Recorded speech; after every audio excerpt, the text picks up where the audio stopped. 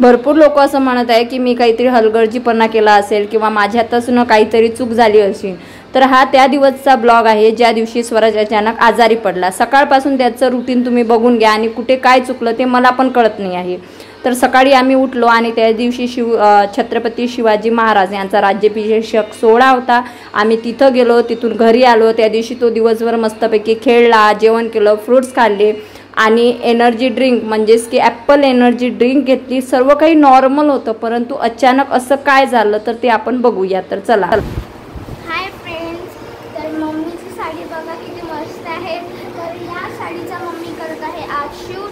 तर आता मम्मी तर रेग्युलर डे प्रमाणे आम्ही सर्वजण उठलो होतो आणि आज छत्रपती शिवाजी महाराज यांचा राज्याभिषेक सोहळा होता आणि मी ज्या पथकात आहे म्हणजे ढोल पथकात, तर त्या प्रोग्रामला आम्हाला जायचं होतं। प्लस ही साडी 2 ते 3 दिवस झाले घरी आलेली होती, याचं मला प्रमोशन पण करायचं होतं।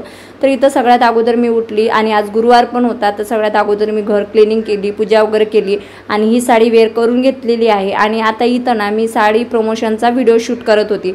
तर स्वराजला पण महाराजांचं खूप वेळ आहे, तर तो बोलला की मला पण यायचं आहे, तर मला मस्तपैकी ऑरेंज कलरचा शर्ट आणि पॅन्ट घालून द्या। तर तुम्ही बघू शकता रेग्युलर प्रमाणे स्वराज उठला, त्याने दूध घेतलं, बिस्किट घेतलं, नंतर त्याच्या पप्पाने त्याची आंघोळ करून दिली, त्याला मस्तपैकी तयार केलं, नंतर त्याने फोटोशूट वगैरे केला।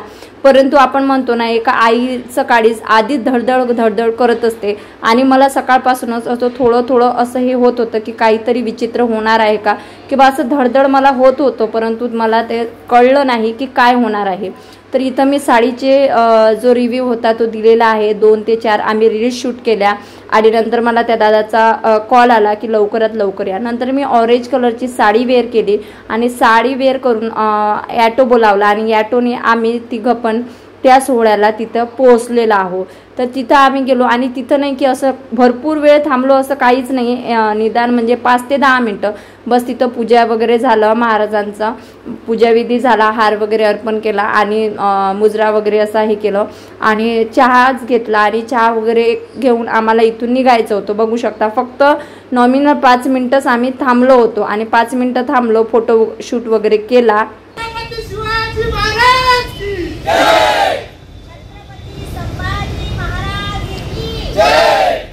आणि महाराजांचा नमस्कार आणि जय जयकार करून आम्ही तिथं चहा वगैरे घेतला आणि चहा घेऊन झाल्यानंतर मी लगेच ॲटोवाल्या काकांना फोन केला आणि तेव्हासुद्धा स्वराज नॉर्मली खेळत होता। तेव्हा त्याने मस्तपैकी मला फ्रुटी मागितली, पण मी त्याला फ्रुटी दिली नाही। मग त्याला मी म्हटलं तुला मी बिस्किट किंवा चॉकलेट देते आणि ते दिलेलं आहे। नंतर मी त्याला चॉकलेट वगैरे दिलेलं होतं आणि ॲटोनीच आम्ही घरी यायला निघालो। परंतु अजून एका शॉपचा मला मोबाईल शॉपवर ॲड करायला जायचं होतं। तर ही जी रील्स आहे हे शूट करून मी ज्या मॅडमचे शूट घेतला होता त्यांना मी त्या पाठवून दिल्या।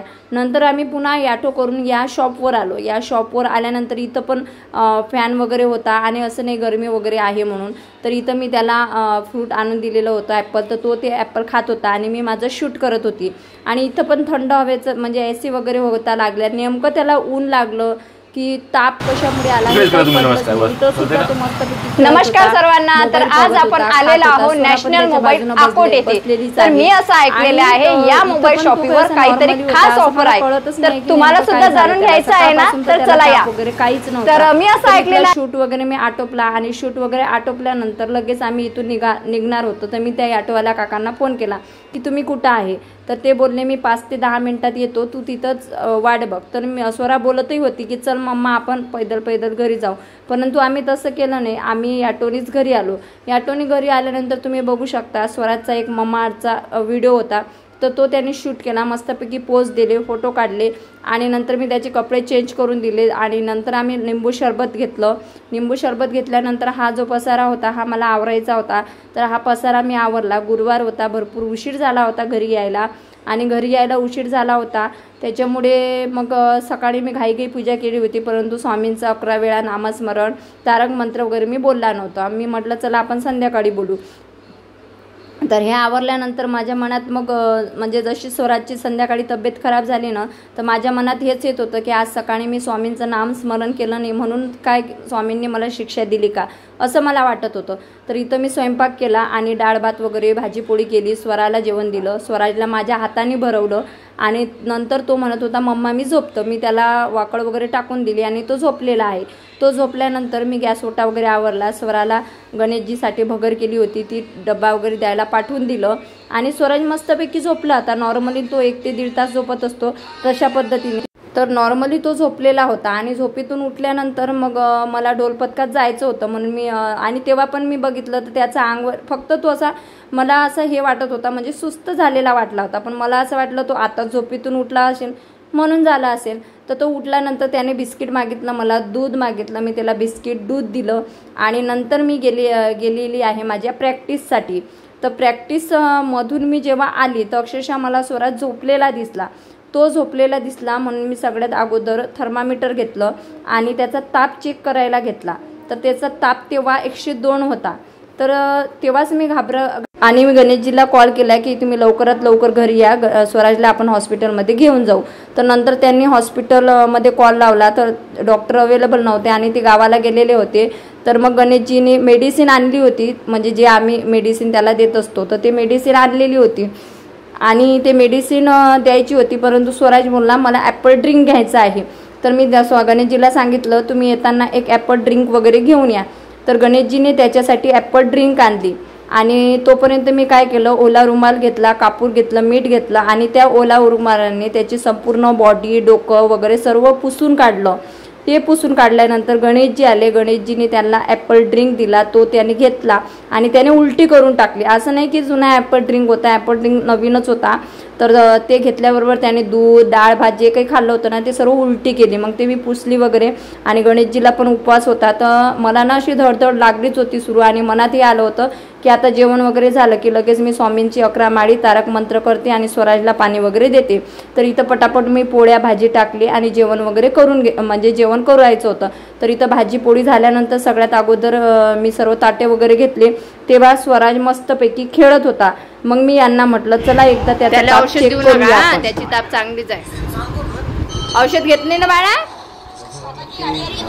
काय तुम्हाला ते दाबता येत नाही अजून, हे असं दाबा लागते ना।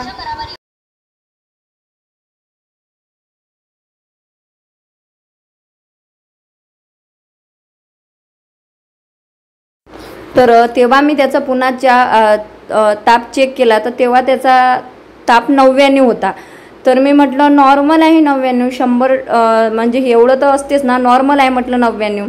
तर म्हटलं आपण सकाळी जेव्हा जाऊ तेव्हा सकाळी त्याला सकाळीच म्हटलं हॉस्पिटलमध्ये घेऊन जाऊ असं मी गणेशजीला सांगितलं आणि वारंवार आम्ही त्याचं टेम्परेचर चेक करत होतो। आणि हे टेम्परेचर चेक केल्यानंतर त्याने दूध घेतलं आणि दूध घेतल्यानंतर तो बोलला मम्मा मला मोबाईल दे। तर इथं मी त्याला मोबाईल दिलेला आहे खेळायला आणि नंतर हे आटोपल्यानंतर लगेच आम्ही जेवण करायला बसलो। आता बघा जिथं गणेशजी बसलेले आहेत ना तिथंच गणेशजी सरकले आणि समोर जेवण करायला बसले। तिकडल्या साईडनं मी बसली होती, इकडल्या साईडने स्वरा बसली होती आणि स्वराज याच उशीवर इथे खेळत होता।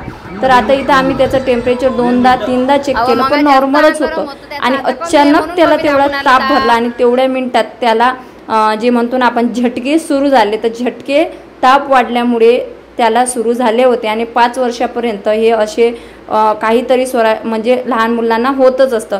तर इथं हे बघा आम्ही जेवण करायला बसलो आणि लगेच ही घटना घडली आणि ही घटना जेव्हा घडली ना तेव्हा अक्षरशः अशाच पद्धतीने ज्या ड्रेसवर मी आहे, ज्या ड्रेसवर गणेशजी आहे अशाच पद्धतीने आम्ही धावत पळत हॉस्पिटलमध्ये गेलेले होतो। इथपर्यंत सर्व हॅपी होतं, नॉर्मल होतं। स्वराज मला पाहून हसत होता, मी त्याला हसवतही होती आणि 1 ते 2 घास घेतले आणि ही घटना घडली।